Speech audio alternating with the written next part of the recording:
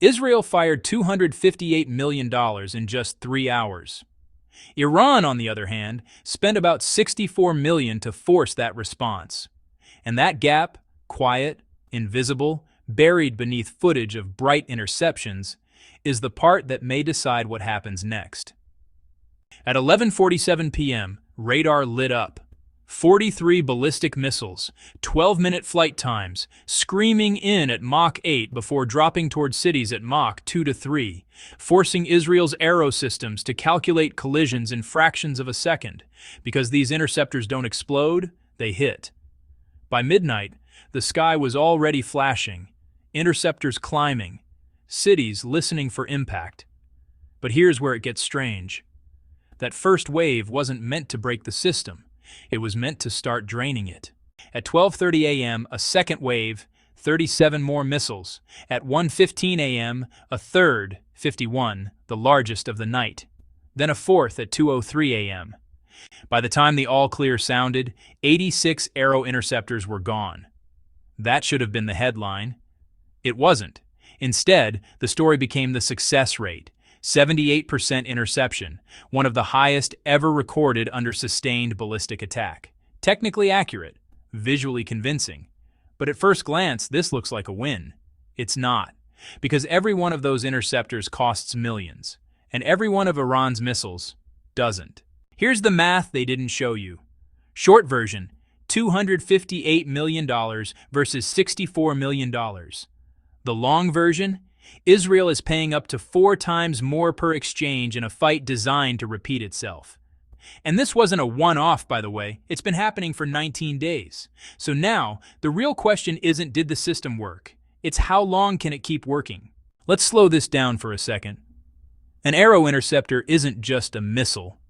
It's a machine built to collide with another machine in space, at closing speeds over Mach 15, using sensors cooled to near absolute zero and processors that can't afford a single error. That level of precision creates a problem. You can't mass-produce perfection quickly. Even under emergency conditions, building one takes months. Scaling production takes years. And this is where the timeline starts to bend. Because Israel isn't just using these interceptors, it's burning through them faster than they can be replaced. Standard logic suggests, just make more. But the data reveals a paradox. The production line, shared with U.S. manufacturing, produces roughly 60 to 80 interceptors per year. Israel used that in days. Even if output doubled overnight, which it can't, you're still looking at 18 months to recover what's already gone. Meanwhile, the attacks haven't slowed, they've accelerated, and this is where most people misunderstand what's happening.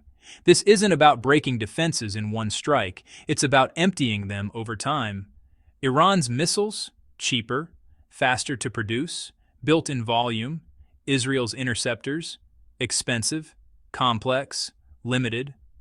So each exchange quietly shifts the balance, not in explosions, but in inventory. Now zoom out. Before this started, Israel reportedly had fewer than 500 aero interceptors. After nearly 3 weeks of repeated attacks, estimates suggest fewer than 200 remain. That's not a long runway, that's a countdown. And here's the part no one wants to say out loud. 2 or 3 more nights like that, and the system starts making choices. That should never happen, but it might. Because when interceptors drop below a certain threshold, defense becomes selective. Not every city, not every target, which means someone, somewhere, gets left uncovered. And once people realize that, the psychological impact hits before the missiles do. But here's where it escalates. Imagine this scenario, not the worst case, just a plausible one. Israel has 60 interceptors left. Iran launches 200 missiles.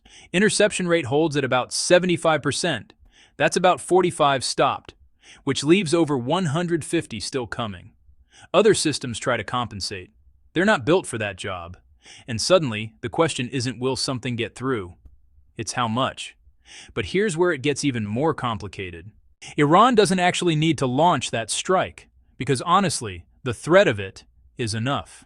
As long as Israel knows its interceptor stockpile is shrinking and can't be quickly rebuilt, every decision changes.